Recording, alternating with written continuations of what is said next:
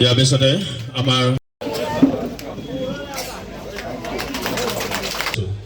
আমাৰ মাজত উপস্থিত আছে বশিষ্ঠ মন্দিৰ পৰিচালনা সমিতিৰ সমস্যা আছে।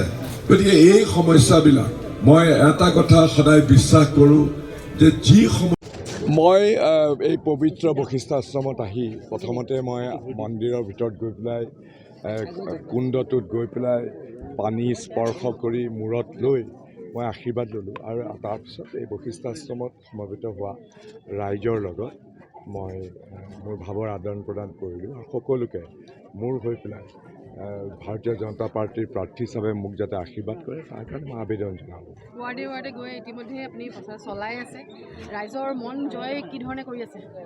মোৰ সৌভাগ্য যে য'তেই মই গৈছোঁ ত'তেই খুব উষ্মভাৱে স্থানীয় ৰাইজে বিজেপি দলৰ যিটো পৰিয়াল আৰু শুভাকাংক্ষী ৰাইজ সকলো ওলাই আহিছে আৰু সকলোৱে মোক বৰ আন্তৰিকতাৰ সৈতে আদৰি লৈছে। যুঁজখন কাৰ লগত হ'ব বুলি ভাবে? চাওক, যুঁজখনত কোন মুখ্য প্ৰতিদ্বন্দ্বী কোন গৌণ প্ৰতিদ্বন্দ্বী সেইটো ৰাইজেহে নিৰ্ধাৰণ কৰিব। আমি সকলো পৰিস্থিতিতে যুঁজখন দিবৰ কাৰণে সাজু আছোঁ। আৰু এটা কথা আপোনালোকে মন কৰিছে, মই ক'ৰবাত কৈছোঁ যে নিৰ্বাচনী প্ৰতিদ্বন্দ্বিতাটো হয়েই, খালি মই বিচাৰিছোঁ যে শালীনতা ৰক্ষা কৰি পেলাই আমি যেন আমাৰ প্ৰচাৰ কাৰ্য চলাওঁ, কাৰণ দিছপুৰ হ'ল গোটেই অসমৰ স্নায়ু কেন্দ্ৰ। ইয়াত যদি অলপ অশালীন কথা বতৰা এনেকুৱা ধৰণৰ হয় সেইটোৱে শোভা নাপায়, কাৰণ আমি এটা দৃষ্টান্তও দাঙি ধৰিব লাগে। দেখিবলৈ পোৱা গৈছে যে আপুনি কংগ্ৰেছত থাকোঁতে দুৰ্নীতি ভ্ৰষ্টাচাৰ বিজেপিৰ সেইসমূহ আপুনি উলিয়াইছিল বুলি মীৰা ঠাকুৰ বাইদেৱে প্ৰচাৰ চলাইছে যে এনেধৰণে উলিয়াইছিল, এতিয়া বিজেপিৰ পৰা আপুনি প্ৰাৰ্থিত্ব পাইছে। নহয়, এটা কথাটো ঠিকেই, মই আৰু কংগ্ৰেছ দলৰ যিটো কালেক্টিভ যিটো অপিনিয়ন, সেই কালেক্টিভ অপিনিয়নটো আৰ্টিকুলেট কৰা মানে আনি পেলাই মই সন্নিৱিষ্ট কৰাৰ কাম মই কৰিছিলোঁ। কিন্তু মই যিখিনি কাম কংগ্ৰেছ দলত কৰিছিলোঁ সেইবিলাক এৰি পেলাই মই মোৰ জীৱনৰ আদৰ্শ আৰু সকলো কথা পুনৰীক্ষণ কৰি পেলাই মই সিদ্ধান্ত গ্ৰহণ কৰি মই বিজেপি দলত যোগদান কৰিছোঁ অতি মুকলি মনেৰে সৈতে। মই জানো যে মোৰ সন্মুখত খলা বোমা পথ বহুত আছে, অলপ সংশয় আছে, অলপ ইতস্ততাবোধ আছে, মোৰ অলপ দ্বিধাবোধ আছে, কিন্তু সেইবিলাক মই নাইকিয়া কৰিম। আৰু বিজেপি দলৰ পৰিয়ালটোৱে মোক বৰ আন্তৰিকতাৰে সৈতে আদৰি লৈছে। গতিকে মই তেওঁলোকৰ লগত থাকি তেওঁলোকৰ হাত ধৰি পেলাই মোৰ হাত ধৰি তেওঁলোকে মোক আগুৱাই লৈ যাবলৈ চেষ্টা কৰিছে। গতিকে মোৰ বহুত কথা শিকিব লাগিব, জানিব লাগিব, আৰু মই সদায় এজন ভাল ছাত্ৰ আছিলোঁ, এতিয়াও ভাল ছাত্ৰ, সকলোবিলাক শিকি মই আয়ত্ব কৰিলোঁ। মই তেখেতৰ প্ৰতি ভীষণ সহানুভূতিশীল। মই জানো যে তেখেতে বহুত দিনৰ পৰা কাম কৰি আহিছে আৰু তেখেতৰ মনত ক্ষোভ থকাটো অতি স্বাভাৱিক।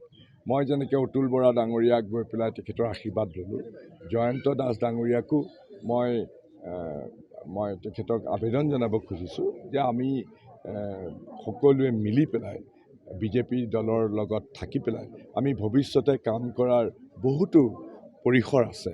গতিকে সেই পৰিসৰত থাকি পেলাই মই যদি কেনেবাকৈ তেওঁৰ আকৌ সান্নিধ্য লাভ কৰোঁ মই খুব কৃতাৰ্থ হ'ম আৰু মই চেষ্টা কৰিম। আপুনি কেইবাটাও ৱাৰ্ডলৈ গৈছে, দিছপুৰ সমষ্টিত কি সমস্যা আপোনাৰ? সমস্যা বহুত আছে। সমস্যা মানে চাওক, গোটেই অসমৰ লোক আহি পেলাই দিছপুৰ সমষ্টিত আহি বসতি কৰিছে বিভিন্ন ক্ষেত্ৰৰ পৰা। গোটেই অসমৰ সমাজ জীৱনক দিছপুৰ সমষ্টিয়ে প্ৰতিফলিত কৰে। সমস্যা আছে, দিছপুৰখন স্নায়ু কেন্দ্ৰ, তাৰ লগে লগে কিছুমান সমস্যা আছে, যেনে বটাঘুলি ৰাইজৰ সমস্যা আছে। ইয়াত আহি বশিষ্ঠতো এই অৰুন্ধতী, বিজয়নগৰ, অৰুণগিৰি এইবিলাক ঠাইতো মাটিৰ পট্টাৰ সমস্যা আছে, এইবিলাক থলুৱা লোকসকলো। ঠিক তেনেধৰণে ক'ৰবাত খোৱা পানীৰ সমস্যা আছে, ক'ৰবাত আকৌ একাঠো পানী হয় বৰষুণ দিলে। ৰুক্মিণী গাঁৱৰ দৰে এলেকাত খানাপাৰাৰ ফালে গ'লে বৰষুণ দিলে মেঘালয়ৰ পৰা হুৱাই পানী নামি আহে, বোকা আৰু পানী আনি পেলাই গোটেই মানুহৰ জীৱন ব্যতিব্যস্ত কৰি তোলে। গতিকে এই সমস্যা, কিন্তু মই বিশ্বাস কৰোঁ যে প্ৰত্যেকটো সমস্যাৰে এটা সমিধান বা সমাধান উলিয়াব পৰা যায়। যদি আন্তৰিকতাৰ সৈতে বিজ্ঞানসুলভ দৃষ্টিভংগীৰে সৈতে আমি যদি সৃজনীমূলক চিন্তাধাৰাৰ সৈতে আমি যদি কাম কৰোঁ সমাধান নিশ্চয় উলিয়াব পৰা যাব আৰু অসমৰ যিজন অতি যিটো গতিশীল মুখ্যমন্ত্ৰী ডক্টৰ হিমন্ত বিশ্ব শৰ্মাৰ তেখেতৰ এজন নিজে সৃজনীসুলভ চিন্তাৰে ভৰপূৰ এজন ব্যক্তি অতি গতিশীল ব্যক্তি গতিকে তেওঁৰ নেতৃত্বত আমি ভাবোঁ যে দিছপুৰ সমষ্টিটো আমি যিবিলাক সমস্যা আছে অদূৰ ভৱিষ্যতৰ পৰা আমি আন্তৰিকতাৰে এই সমস্যাবিলাকৰ সুদূৰ প্ৰসাৰী সমাধান উলিয়াবলৈ আমি চেষ্টা কৰিম এটা কথা আপুনি এইমাত্ৰ ক'লে বিভিন্ন সমস্যা আছে কিন্তু আমি মোৰ ইখন মিটিঙত বহুত দেৰি ইয়াৰ পূৰ্বেও বিজেপি বিধায়ক অতুল বৰাই কৰিব নোৱাৰিলে মই কৈছোঁ যিকোনো সমস্যা ৰাতিটোৰ ভিতৰতে সমাধান কোনেও কৰিব অতুল নোৱাৰে বৰা এনে কিছু বিধায়ক হৈ আছে মই সৰুকালতে যেতিয়া মাৰ্ঘেৰিটাৰ পৰা আহি পেলাই কটন কলেজত পঢ়িবলৈ আহিছিলোঁ তেতিয়াও মই দেখিছিলোঁ বৰষুণ হ'লে ইয়াত বানপানী হয় কিন্তু কিছুমান জেগাত এতিয়া বানপানী নোহোৱা হৈ গ'ল কাৰণ এইবিলাকৰ কাম এটা অবিৰতভাৱে এখন চৰকাৰে যদি গতিশীলতাৰে কাম কৰে কিছুমান সমস্যা সমাধান কৰিব পৰা যায় অতুল বৰাদেৱেও চেষ্টা কৰিছিলে গতিকে মই তেওঁৰ আধৰুৱা কামবিলাক মই আকৌ আগবঢ়াই লৈ যাম থেংক ইউ ভেৰি মাছ